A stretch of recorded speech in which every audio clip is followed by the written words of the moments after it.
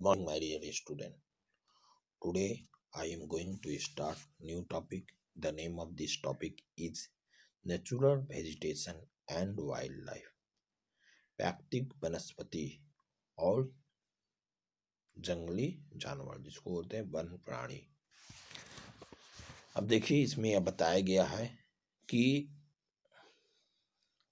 आपने कभी अपने स्कूल या घर के इर्द गिर्द मैदान में बड़े बड़े पेड़, झाड़ियां, घास, पशु पक्षियों को देखा होगा। क्या वह एक ही प्रकार के हों या अलग अलग तरह के होते हैं? जैसे एक ही तरह के तो देखते नहीं होंगे, उनमें भिन्न भिन्न प्रकार के होते हैं। भारत एक विशाल देश है, अतः इसमें आप अनेक प्रकार के जैव रूप की कल्पना कर सकते हैं। हमारा देश भारत विश्व के मुख्य 12वें जैव विविधता वाले देश में से एक है। लगभग 44,000 विभिन्न जातियों के पौधे पाए जाने वाले के कारण देश विश्व में 10वां स्थान है। देखिए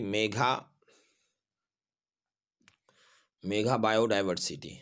मेगा मीन्स होता है बड़ा, बायोडाइवर्सिटी मतलब जिसमें जीव जंतु रहते हैं, जैव मंडल। ठीक है, तो इसमें देश में विश्व का 10वां स्थान है और एशिया के देश में 4th रैंक है। भारत में लगभग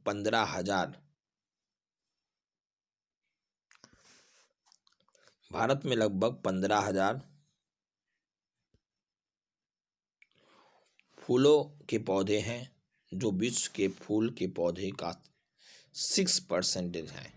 इस देश में बहुत से बिने फूल के पौधे हैं, जैसे कि फर्न को ले लीजिए, एल्गी को ले लीजिए, फंजाई को ले लीजिए।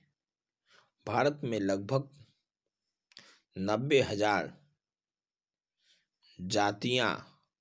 जातियों के जानवर तथा विभिन्न प्रकार के मछलियाँ फ्रेश वाटर में तथा समुद्र के पानी में पाई जाती हैं।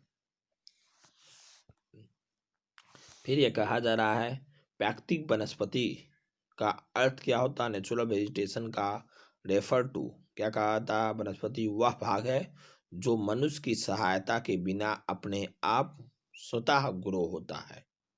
मतलब मनुष्य की हेल्प की जरूरत नहीं पड़ती है, अपने से जो ग्रो होता है और लंबे समय तक उस पर मानवीय प्रभाव नहीं पड़ता है। इसे हम लोग अक्षत वनस्पति कहते हैं, वर्जिन वेजिटेरियन कहते हैं, वर्जिन वेजिटेशन कहते हैं। अतः विभिन्न प्रकार के कृषिगत फसल और बागवान वनस्पति भाग प्राकृतिक वनस्पति नहीं है। अब नेक्स्ट टर्म आता है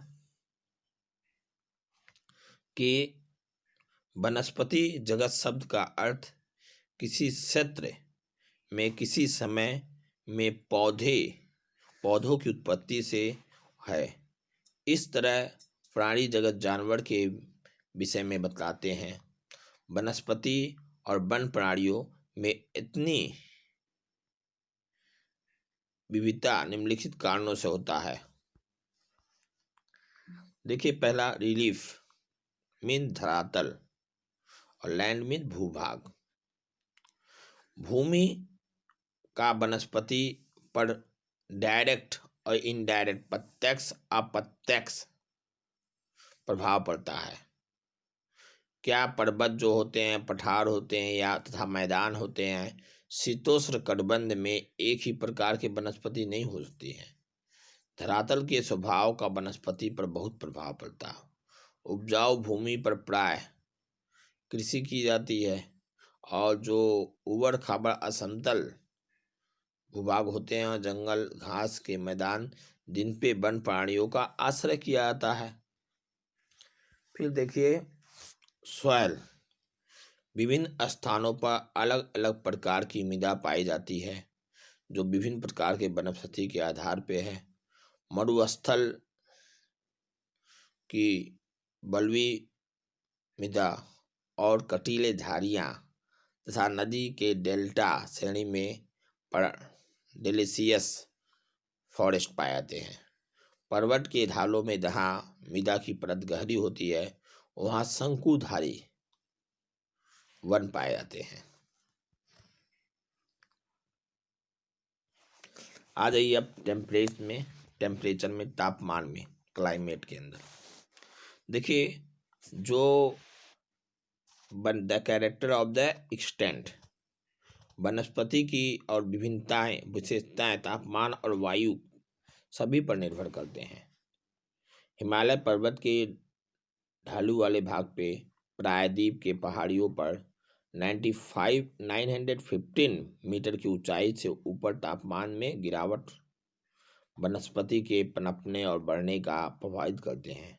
उसे हम लोग उष्णकटिबंधी से ऊष्ण शीतोष्ण या अल्पाइन वनस्पति में परिवर्तित करते हैं।